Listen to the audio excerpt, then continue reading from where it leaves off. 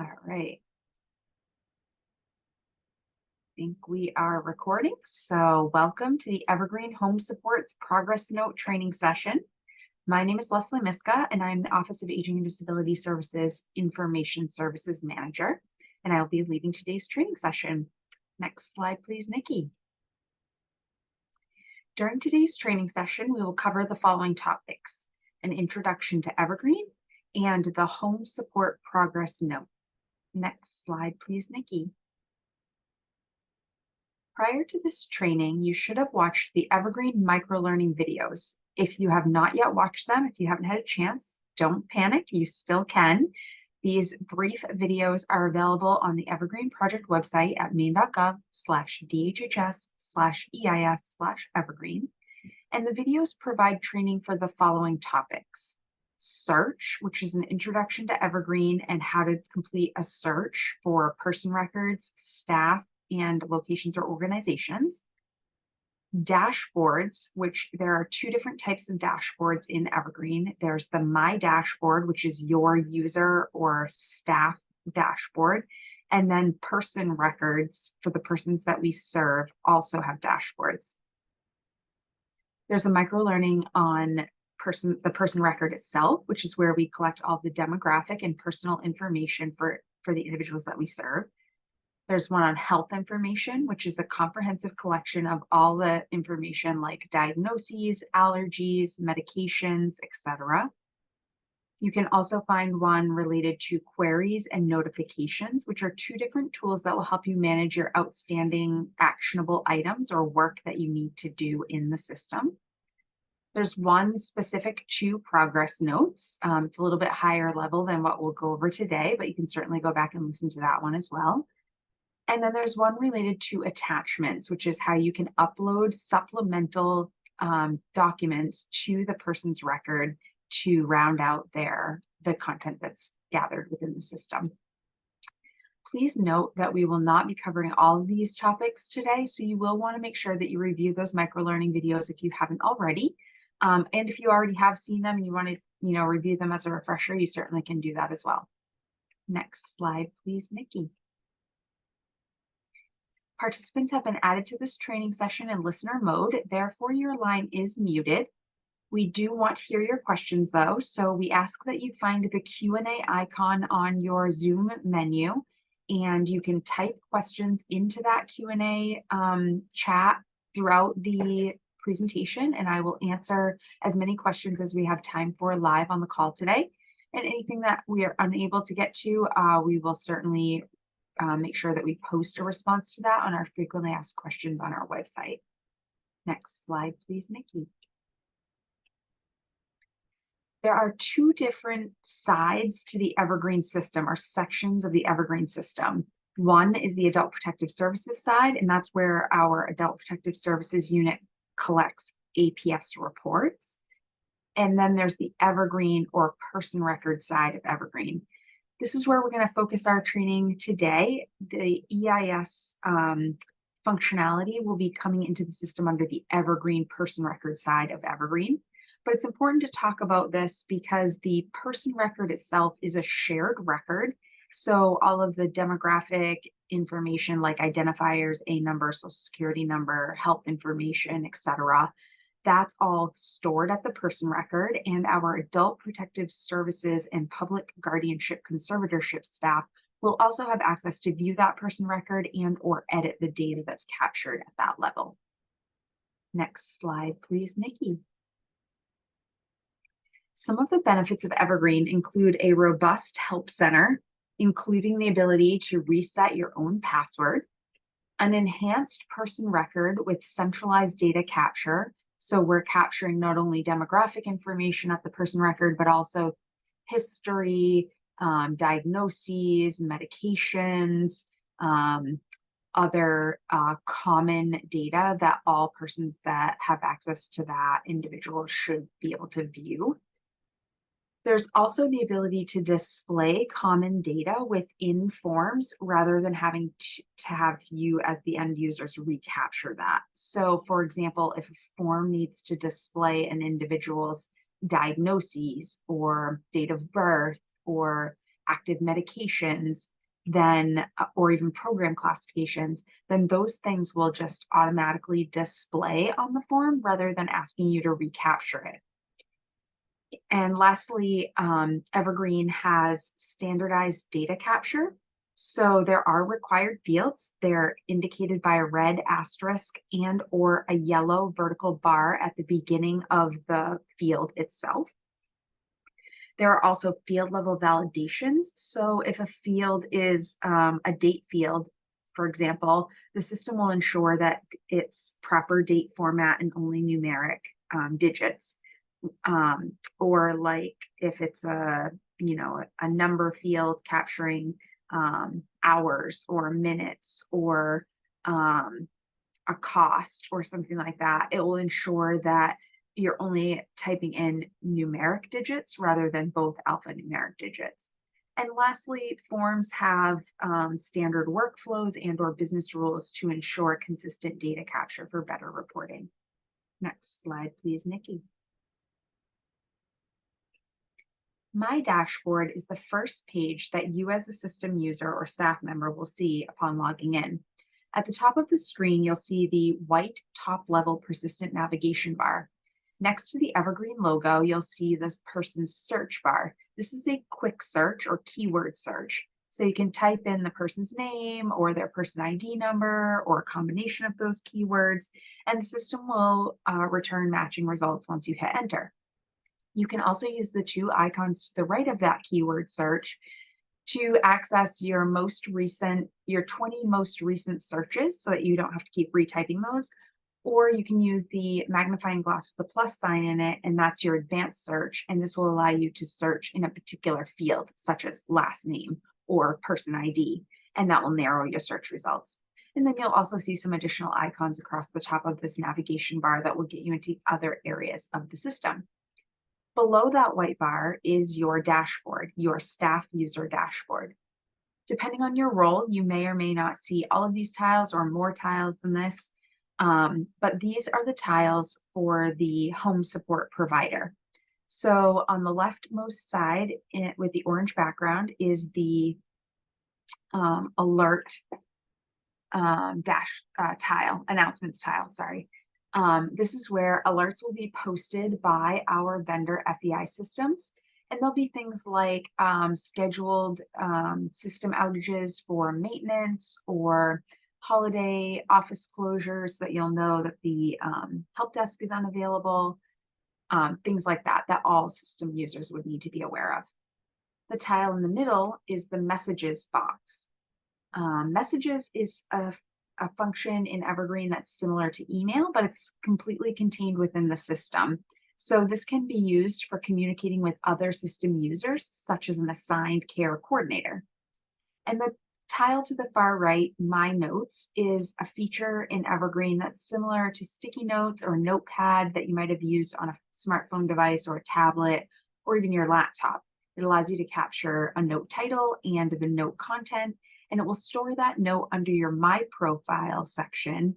And if in this case, you as home support providers have the ability to create home support progress notes, you can then promote those progress notes to a particular person record if you'd like to. Or if you're just creating a little note or reminder for yourself, you can just keep it right in your person profile.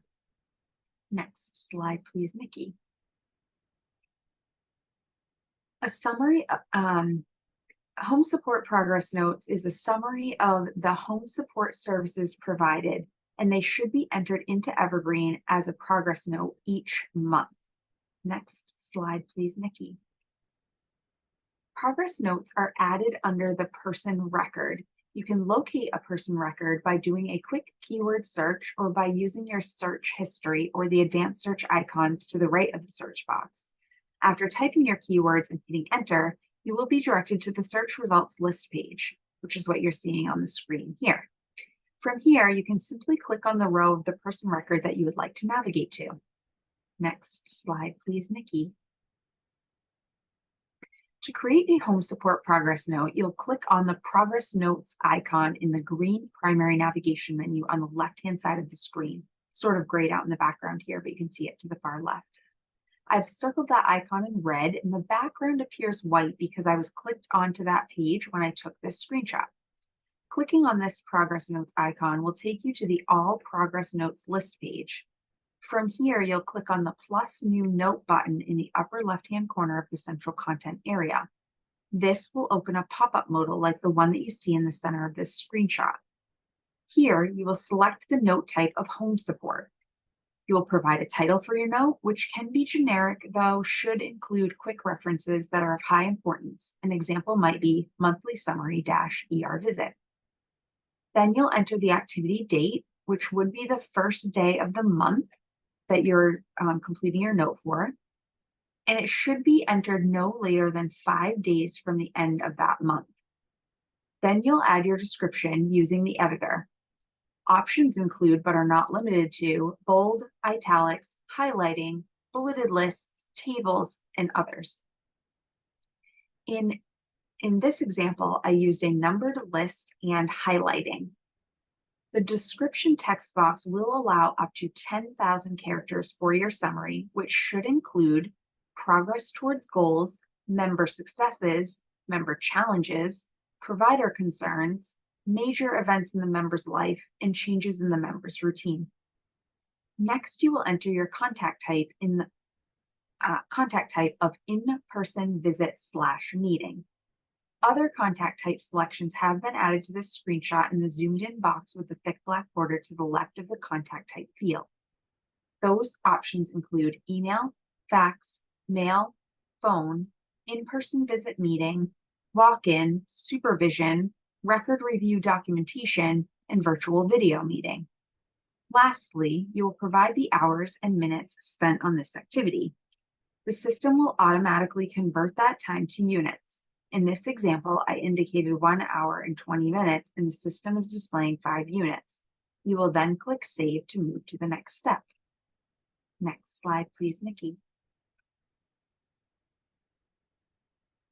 Step 2 of the home support note is the safety assessment.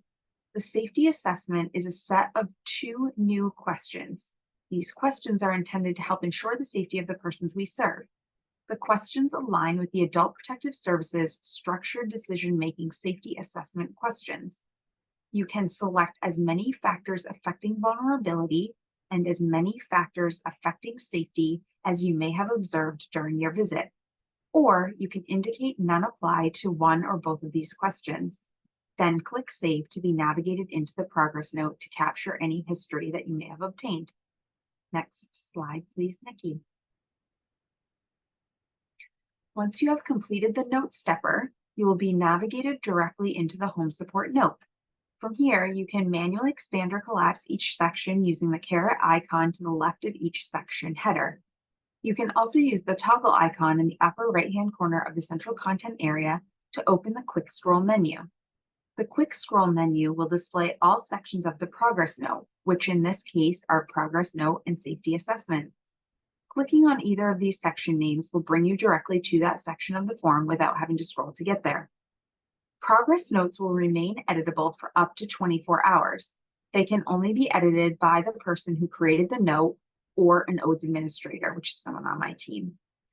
After 24 hours, they can only be edited by my team. Next slide, please, Nikki. To add history from within the home support note, you will click on the History widget in the upper left-hand corner of the central content area. This will open the Add History list page. From here, you will click on the plus New History button in the upper left-hand corner, which will open the New History Item modal, which is displayed in the center of this screenshot and into the back. History items are captured under one of the 8 top-level Charting a Life course domains. These categories align with the person-centered plan so that records captured here can be used to inform the planning process. After selecting your category, you will choose a corresponding type and then enter the history description. The history description field includes gray ghost guiding text to help you with the type of content that should be tracked under this category and type. Once you have populated the required fields, click Save to commit the history record to the database. You can enter as many history items as needed under each progress note. I'm now going to steal the screen share from Nikki, and I'm going to log in and show you how to add a home support note.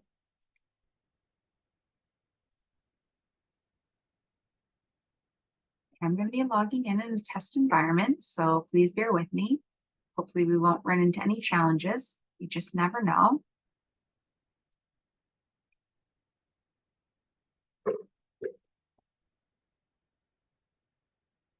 Oh, would help if I could type. Yeah, my computer was caught up with me here.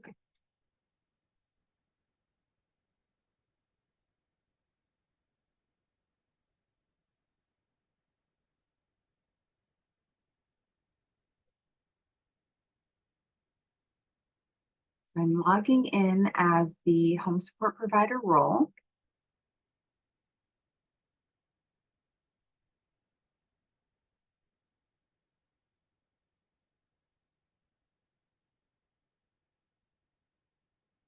And I will navigate to my person record. So I typed the name of the person I was looking for. I hit enter. It gave me one matching result. I simply click on that row and it brings me within the context of that person record. So I'm in Leslie Neuro's record. And to add a progress note, I would click on the progress notes icon and simply select this plus new progress note button. And then pick my home support, add my title. Let's do monthly visit.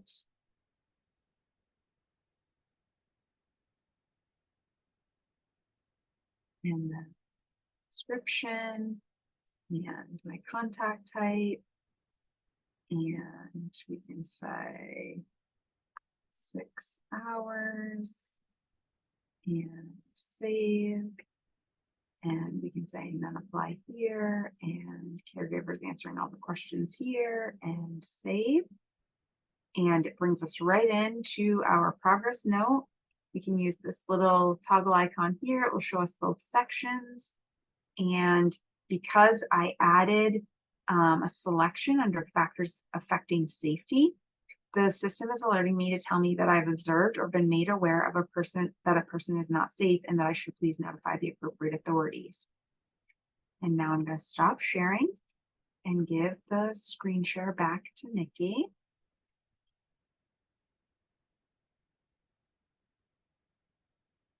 And that concludes the slides. If you have any questions, you can certainly type those into the Q&A now, and I'll respond to those in just a minute. But before I do, I just wanted to share with you what some of the next steps are.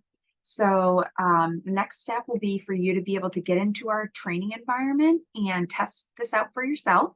So we will be sending out individual emails to all of our active EIS users this Friday. There are about 2,700 users, so that may take us into early next week, but we have several people that will be sending those emails out. Everyone will get their own email. It will have a link to the Sandbox training environment. It will have credentials for you to log in with. Those are shared credentials, so please do not reset the password or you'll lock everybody else out. If you're having trouble logging in, please reply to your email and we'll try to support you through that.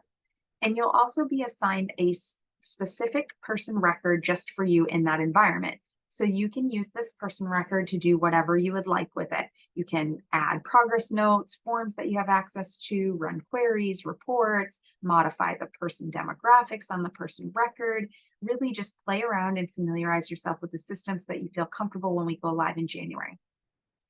Please also note that the login credentials that you receive will likely have more access than you will have in the production environment. And that is because we wanted you to be able to play around without having to rely on other user roles to advance forms through workflows and things like that. So while you're waiting to receive your individualized email, you can go to our website at maine.gov/DHHS/EIS/Evergreen. And you can rewatch or watch for the first time if you didn't get a chance to watch them, the informational webinars. I did one back in October on the person record. I'll give you some more information about the person record. We did one as well in early November on progress notes and reportable events. So you can certainly watch that one. And there's another one if you're interested on person-centered planning to prior authorization. You can also watch the microlearning videos. Those are linked from our training page off of this main.gov/DHHS/EIS/Evergreen. There's a training link in the left navigation, and the microlearning videos are right at the top of that page. You can also refer to the other recorded training sessions. You can listen to any of those that you would like. We did several training sessions last week, and those will be posted, if not already today, hopefully by tomorrow or very shortly. Also, if you have any progress notes in the system, we are asking that you get those completed by 5 p.m. on Friday, January 12th, 2024. That is when our deployment will begin. So all progress notes will be migrating into Evergreen in a completed state. Worst case scenario, if you have not finished your note, it will migrate in and it will be in a complete state. So you won't be able to edit it. You may just have to re-enter it again or reach out to my team for help with that. Also, if your role allows you to create reportable events, we would like you to also try to get those completed by 5 p.m. on January 12th, 2024 for the same reason. They will migrate into the system in a completed state, so you won't be able to edit them once you get over there. But again, worst case scenario, you can re-enter it if you need to. All other forms like person-centered plans, developmental disabilities, intake, behavior management plans, things like that will migrate in whatever status they're in. So if it's in progress in EIS, it will migrate in the same status in Evergreen, and you'll be able to finish the forms in that system. So it's just progress notes and reportable events that we really need you to get wrapped up. And then if you haven't already registered, you certainly can for one of the Q&A sessions that will be held the week of January 8th. These are being offered by our vendor, FEI Systems, and they are truly full hour sessions just to answer questions after you've gotten through all of your technical training sessions and had a chance to navigate around in the sandbox training environment. So come to one of those and ask your questions. We'll be happy to answer them live on one of those sessions. And at any time between now and go live, you can certainly email us any questions that you think of at evergreen.dhhs@main.gov. And I do not see any questions in the Q&A yet. So if you have any, please look for your Q&A icon, and we'll go ahead and respond to those today while we still have some time together. If not, you can definitely check out the frequently asked questions on our website. There are tons of them out there, and we're going to continue to update that. And Nikki was gracious enough to add our project website link and the evergreen.dhhs@main.gov email address into the meeting chat. So you can grab those from the meeting chat as well in case you want to send us any questions after this session. And it looks like you guys are a quiet group today. It must be because it's the end of the day and everybody's tired on this Monday afternoon, but I don't have any questions still in the Q&A. So if there are no questions, we can certainly wrap up a whole 35 minutes early, and you can get back to the finishing up your day or signing off a little bit early. So thanks everybody for joining us for this training session, and have a fabulous evening. Thank you. You as well. Thanks, Lisa.